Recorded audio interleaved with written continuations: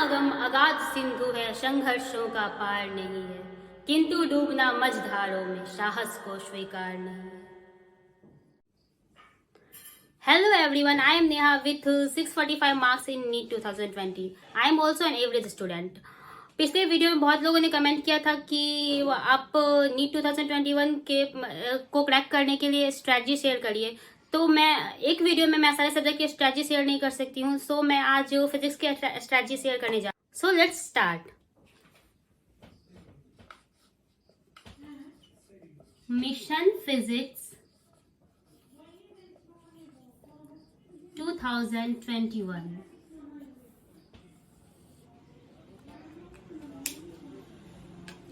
जैसा कि हम देख रहे हैं कि कट ऑफ हर ईयर बढ़ता जा रहा है। पहले स्टूडेंट की अगर बायो और केमिस्ट्री अच्छी होती थी और फिजिक्स थोड़ी वीक भी होती थी तो वो नीट में सिलेक्शन उनका हो जाता था, और जिनकी फिजिक्स अच्छी होती थी वो रैंकर बनते थे।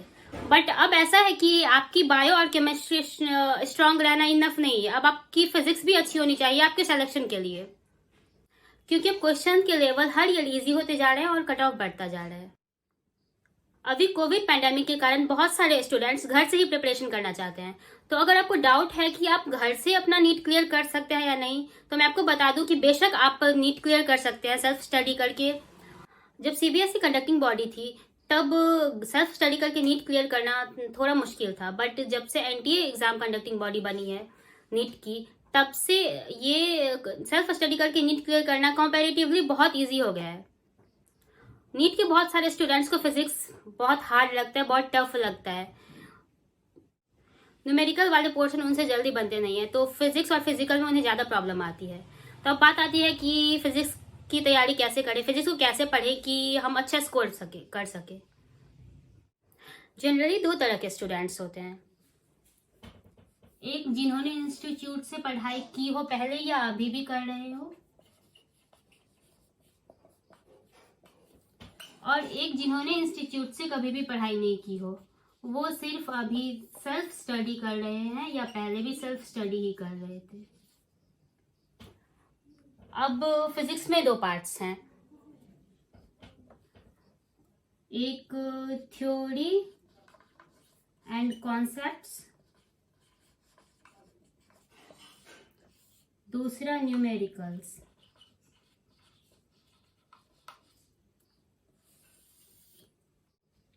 थ्योरी के लिए अगर आप किसी इंस्टीट्यूट में पढ़ रहे हो या इससे पहले पढ़ चुके हो तो आप क्लास नोट्स को पढ़ लो,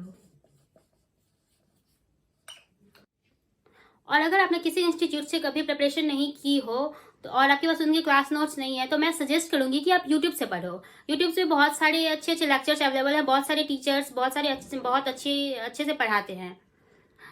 सो मैं अपने आने वाले वीडियोज में मैं अच्छे टीचर्स के नाम बता दूंगी, तो आप लोग यूट्यूब पे पढ़ो। इसके अलावा आपको एनसीईआरटी से थ्योरी पढ़नी है। ये है नीट 2020 की क्वेश्चन पेपर। इसके फिजिक्स के कुछ क्वेश्चंस मैं आपको पढ़कर सुनाती हूँ, जो आप अगर एनसीईआरटी का बुक पढ़े होते तो आपसे सॉल्व हो जाते।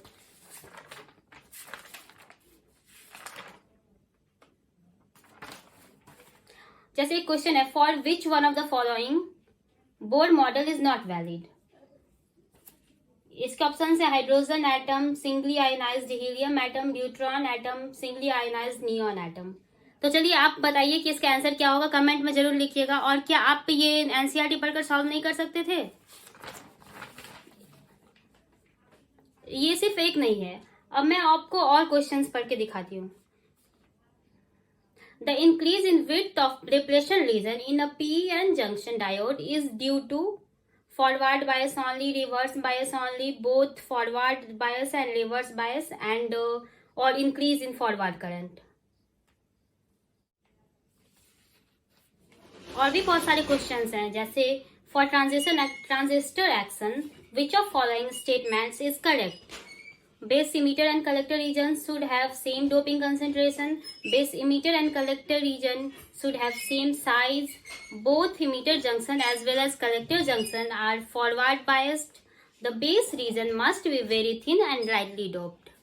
ये डायरेक्ट एनसीईआरटी के क्वेश्चंस हैं, और सिर्फ यही नहीं, मैं आपको अब जैसे बहुत सारे फॉर्मूला बेस्ड क्वेश्चंस न्यूमेरिकल्स होते हैं, यहाँ पे तो नीट में सिर्फ फॉर्मूला ही आ गया था, डायरेक्ट फॉर्मूला। जैसे कि मैं आपको पढ़ के सुनाती हूँ। The mean free path for a gas with molecular diameter d and number density n can be expressed as, इसका आंसर है 1/√2π/ND²। ये तो न्यूमेरिकल्स भी नहीं, ये तो डायरेक्ट आप फॉर्मूला अगर याद है तो आप इसे सही करके आ सकते थे। ऐसे ही फिर average thermal energy for mono atomic gas के फॉर्मूला डायरेक्ट पूछा गया है।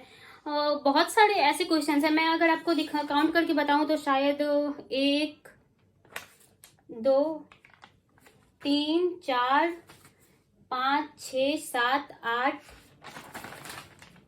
9 10 11 12 क्वेश्चन ऐसे हैं जो या तो थ्योरी है एनसीईआरटी के या सिर्फ फॉर्मूला है। सिर्फ फॉर्मूला पे न्यूमेरिकल्स भी नहीं, सिर्फ फॉर्मूला, डायरेक्ट फॉर्मूला है। अगर आपको चाहिए तो आप प्लीज कमेंट कर दीजिए, मैं इसका पीडीएफ अवेलेबल करवा दूंगी। सो फ्रेंड्स, अगर कोई आपसे कह रहा है कि आप को फिजिक्स में एनसीईआरटी रीड करने की जरूरत नहीं है, तो आप खुद सोचो आपके लिए क्या सही है। इतने क्वेश्चन सिर्फ आप एनसीईआरटी को पढ़कर सही कर सकते थे। अगर आपके पास सिर्फ 2 महीने होते तो मैं आपको सिर्फ कुछ चैप्टर सजेस्ट करती, बट अभी आपके पास इतना टाइम है कि आप कम से कम एक बार एनसीईआरटी को थ्रूली रीड तो कर ही सकते हो।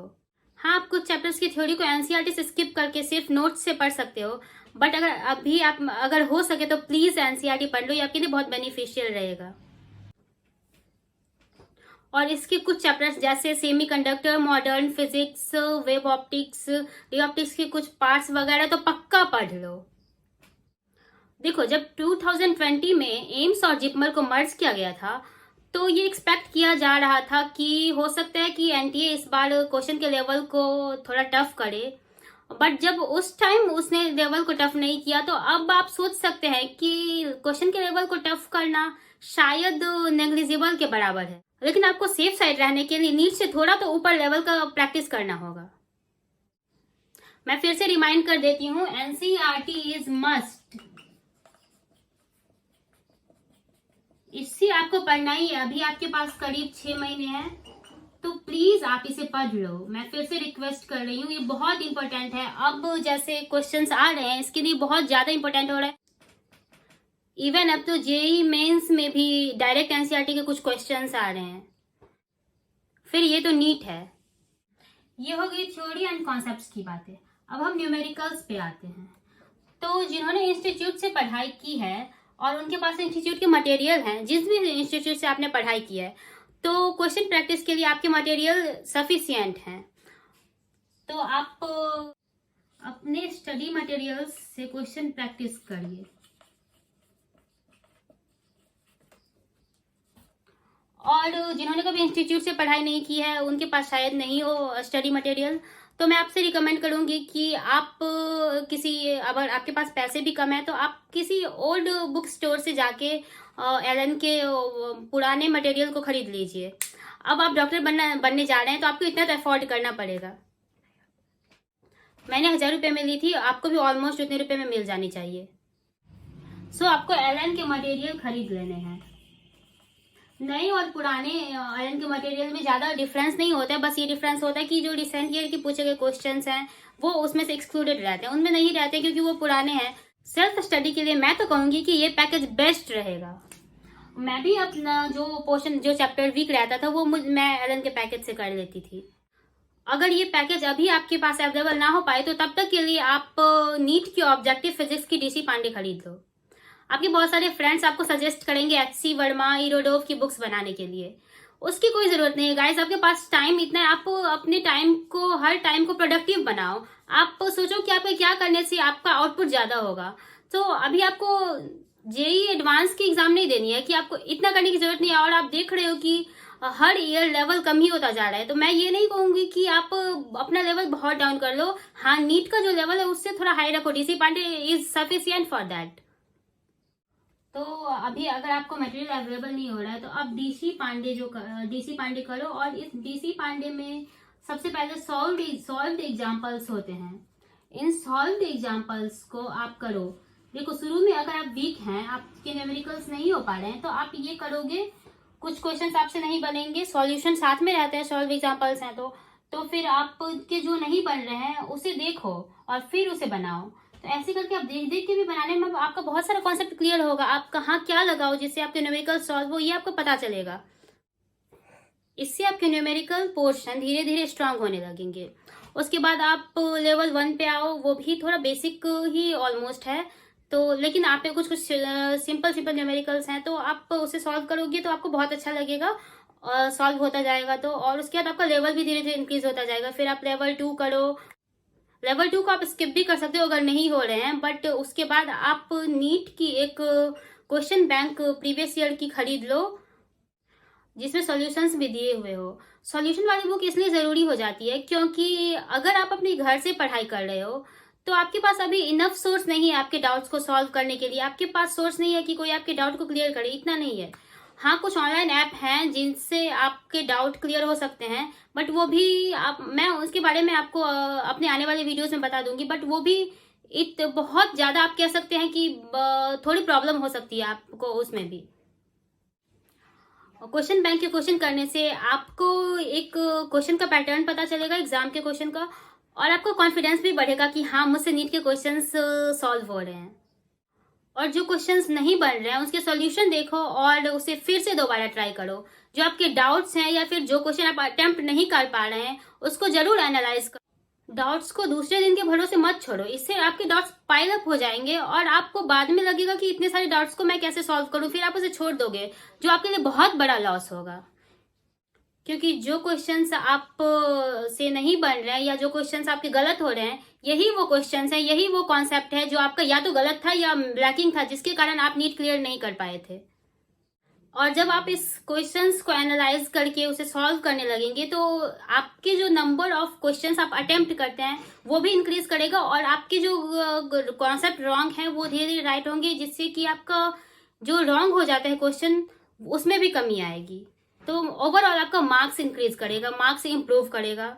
जिनके पास स्टडी मटेरियल है और वो उसे कंप्लीट कर चुके हैं वो भी डीसी पांडे कर सकते हैं। और आप एक फॉर्मूला डायरी बना लो फिजिक्स का, या फिर एक चार्ट बना लो जिसपे बहुत सारे चैप्टर्स के फॉर्मूले सिर्फ लिख लो, और इसे आप अगर डायरी में बनाए हो तो इसे बार बार पढ़ते रहो, और या फिर अपने जहाँ पढ़ाई करते हो उसके आसपास या फिर आप जो फ्री टाइम में जहाँ रहते हो उसके आसपास एक चार्ट को चिपका दो और उसे देखते रहो। इससे फॉर्मूला याद आसानी से हो जाएगा।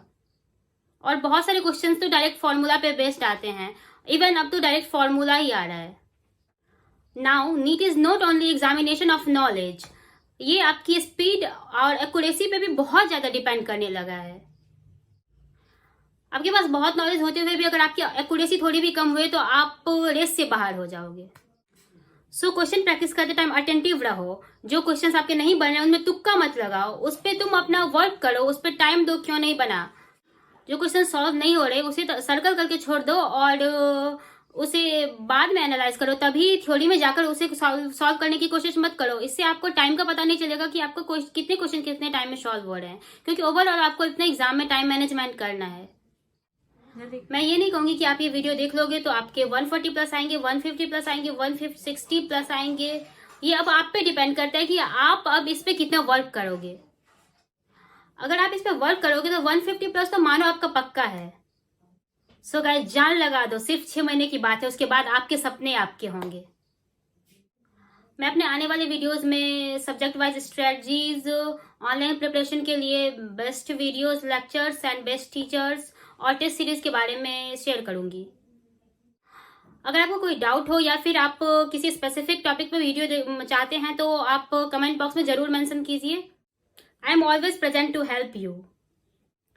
सपने आपने चुने हैं, रास्ते भी कठिन होंगे, संघर्ष करते रहना, आप जरूर सफल होंगे।